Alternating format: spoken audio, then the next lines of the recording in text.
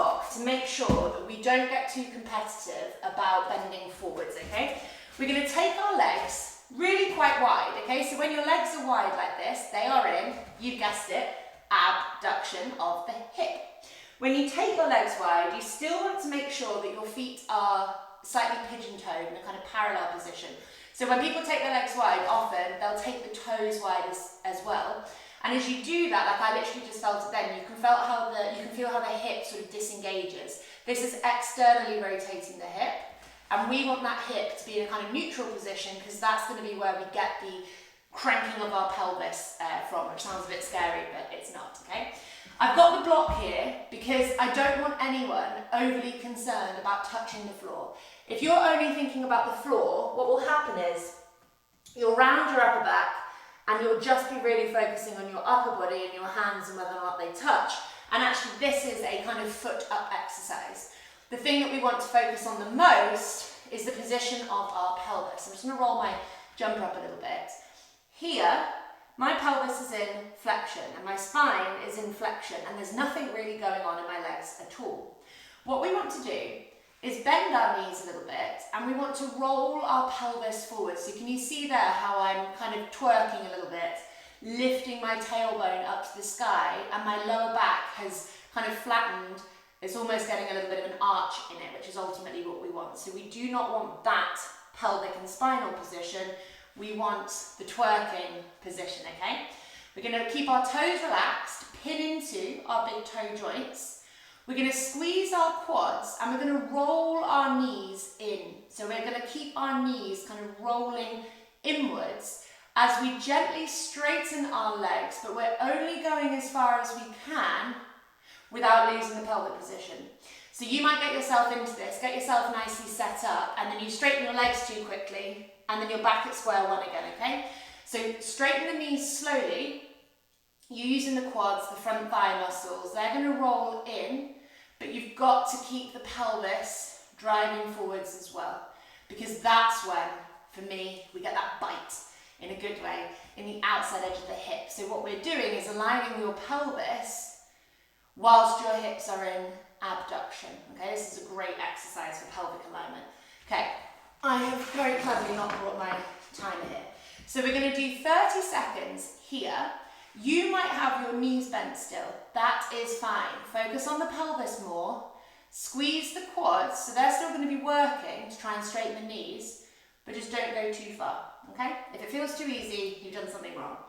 So we're going to do 30 seconds here, and then I'm going to move the block to the left-hand side and do exactly the same thing, but I have to keep my right butt cheek at the wall. So I'm taking my left block kind of in alignment with my left foot, and I'm twisting my upper body, but I'm not twisting my upper body so far that the right butt cheek comes off.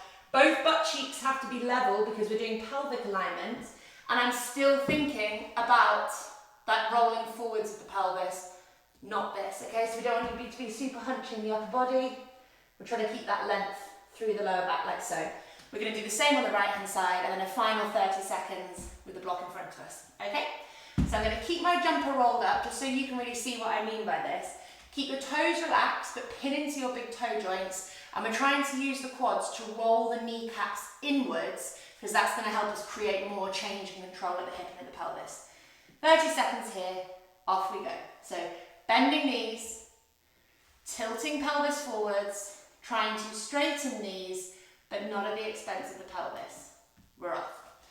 So I'm using my quads to twist my kneecaps inwards, drive the pelvis down, so I'm trying to create an arch in my lower back. There's lots of stuff going on in the sides of my hips. Some of you guys might feel kind of, if you've got tight calves, you might feel lots going on through your kind of calves and hamstrings. I don't really feel that so much, but I do feel it in the side of my hips, but it's not wrong if you feel it in your legs.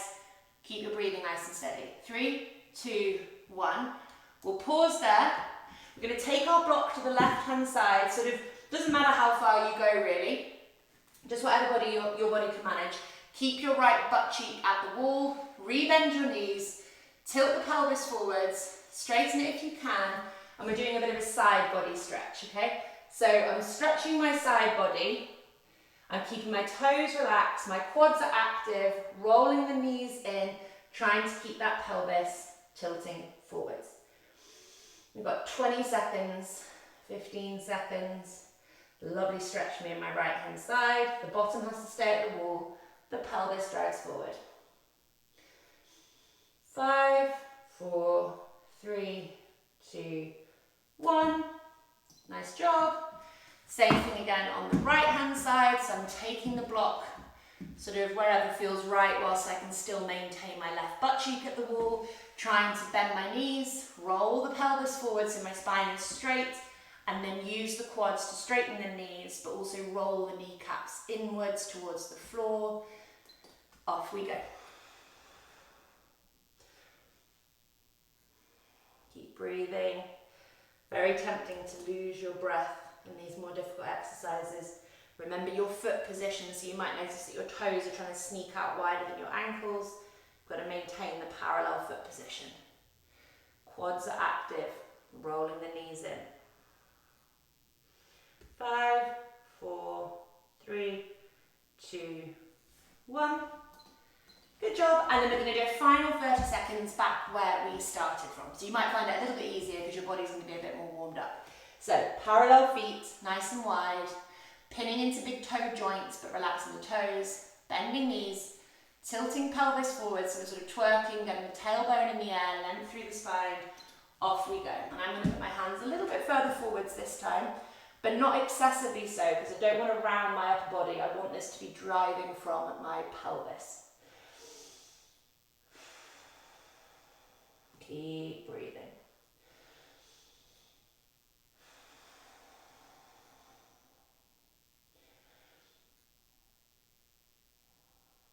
Five, 4, 3, 2, and 1. Oh, I love that one.